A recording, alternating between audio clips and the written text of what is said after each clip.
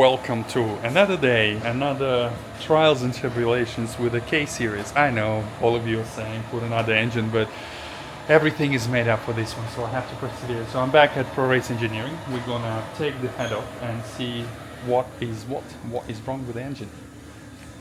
Naturally, I'm hoping for the best outcome, for the easiest outcome. But anything can be repaired, so hopefully it's not terminal.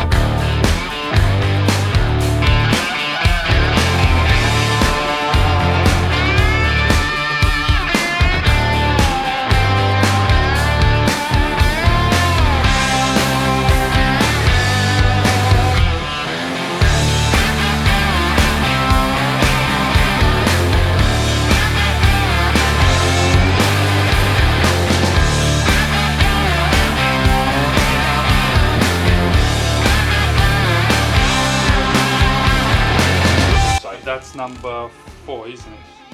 I've literally, that was the first one. Yeah. Yes, you're right, that is 4. This is the size where, yeah. That was the first one. I thought, that's not. I've done them all to 80 foot-pounds? 80 foot-pounds. Yeah, I've set this to 80 foot-pounds, so it'll beep if they're at 80 foot-pounds, and really they should take more to undo, shouldn't they? Interesting. 71. 71, unless that's the same 71. But that was,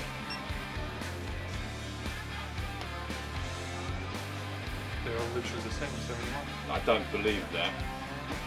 But I think that didn't feel as tight. Let me, again, I don't normally do it use this tool like this.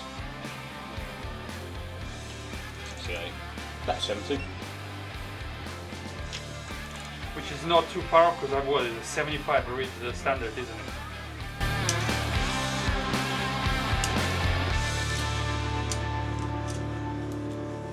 So as you've seen, the majority of the balls there was 71 foot-pounds, even though I torqued the whole thing to 80. One was 68, and the very first one we didn't check. That would sort of indicate the reason why they say you need to retorque the head or check the torque after a couple of heat cycles. But yeah, let's take the head off and find out. It's clean. So this cylinder basically never ran. I have one brand new cylinder. It's probably been washed.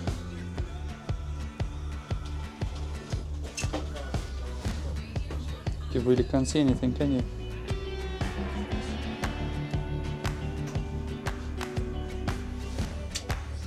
No.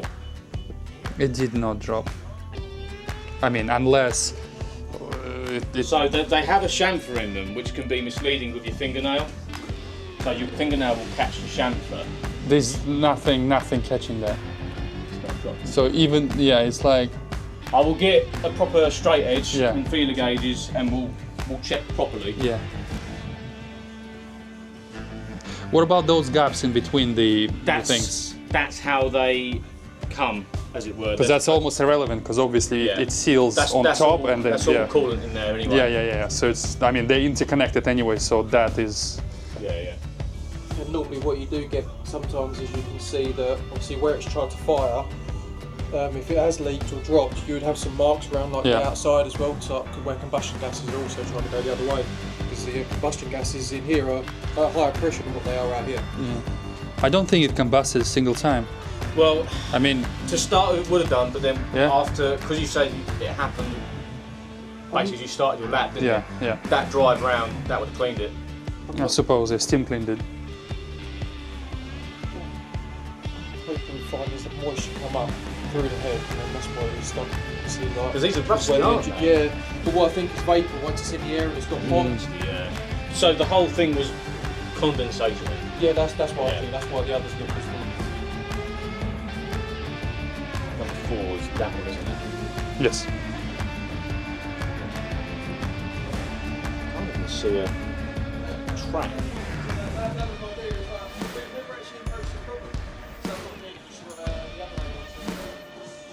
It's slightly darker here and here, that's it. But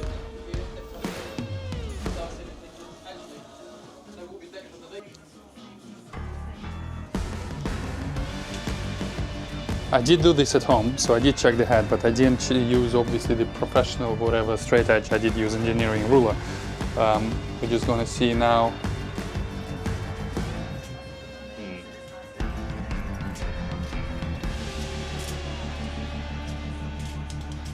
Yeah. Yeah. That's quite warped. Yeah. So that's tooth out, which is the Honda Maximum. Very banana shape, isn't it? Yeah. You can see that one's got a gap there.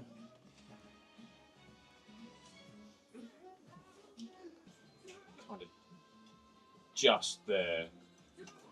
Not there, not there.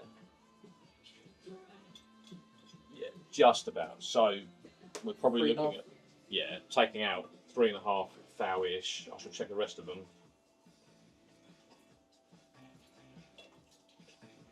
That was 4 thou. They went straight in. Yeah, no, nothing.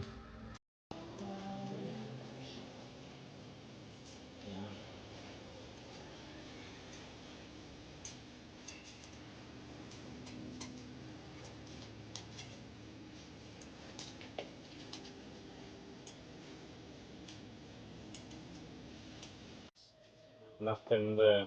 So you're happy it's flat? Yeah, so that's my finished feeler gauge, 1.5 thou. Oh, okay, so it's tiny. Yeah. And if that doesn't go, then yeah. I haven't got anything smaller. Okay. I haven't got anything smaller. Yeah. Yeah. Fair enough. Yeah, if you blow. Yeah, exactly.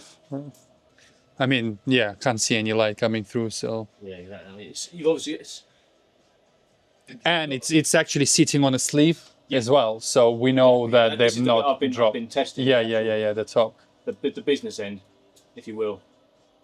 Because if it was on the very outside edge there, there's always coolant here, Yeah. and we're worried about coolant going from this side of the sleeve to that side of the Yes. sleeve. That's why you on the inner edge, yeah. Exactly. Yeah. So I can obviously test the outside flange of the sleeve, which is also stopping me. But in the day, the gasket seals out there anyway. Yeah.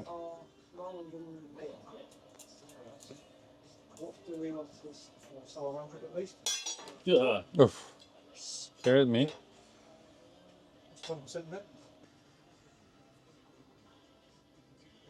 And we're shining the light just so. Yeah. That's very good news. So the sleeve did not drop, according to internet, where people said that's the most common thing. No, it's not.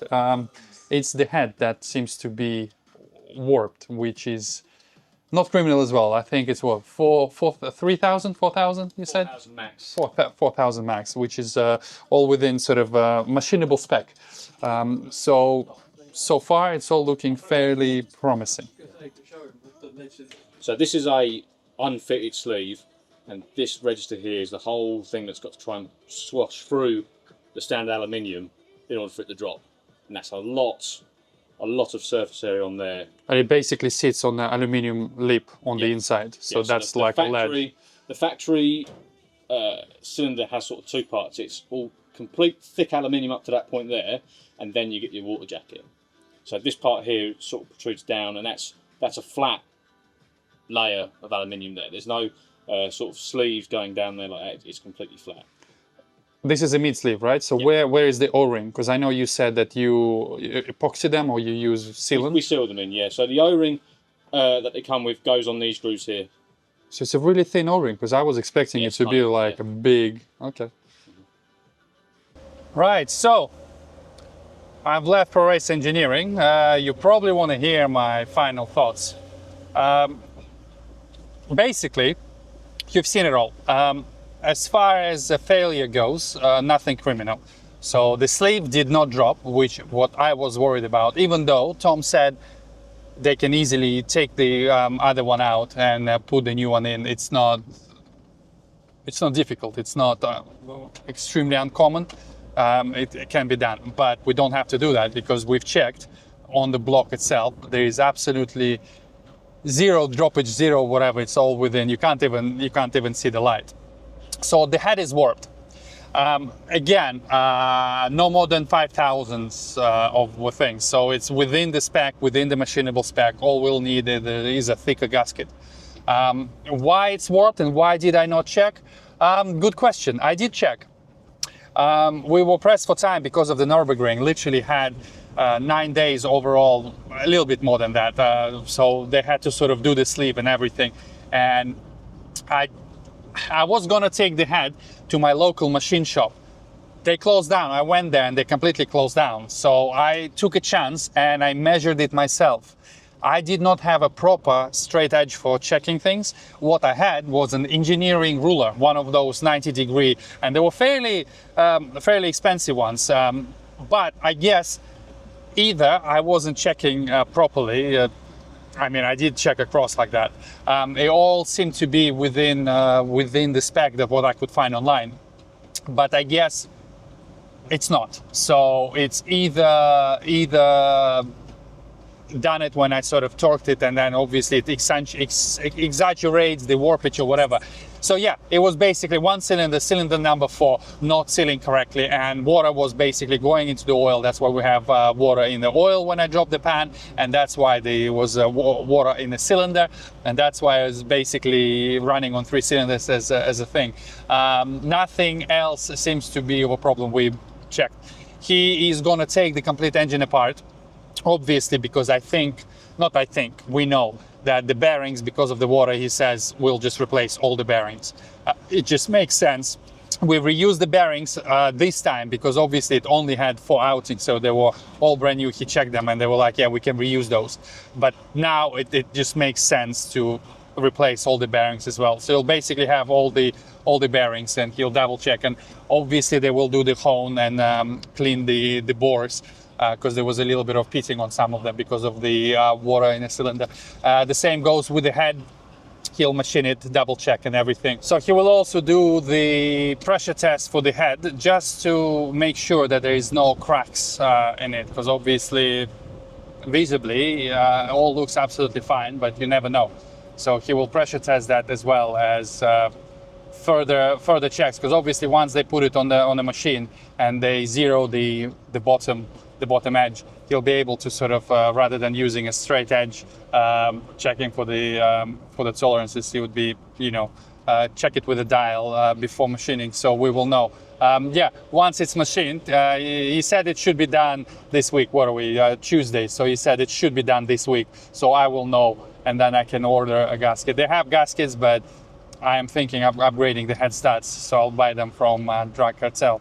Yes, ARPs you can reuse, but we've already reused them twice, and I don't know. For the cost of the new head studs, I think it makes sense. Anyways, now you know, quick Tuesday video update for you, what's happening with the engine. Nothing is criminal, all being fixable.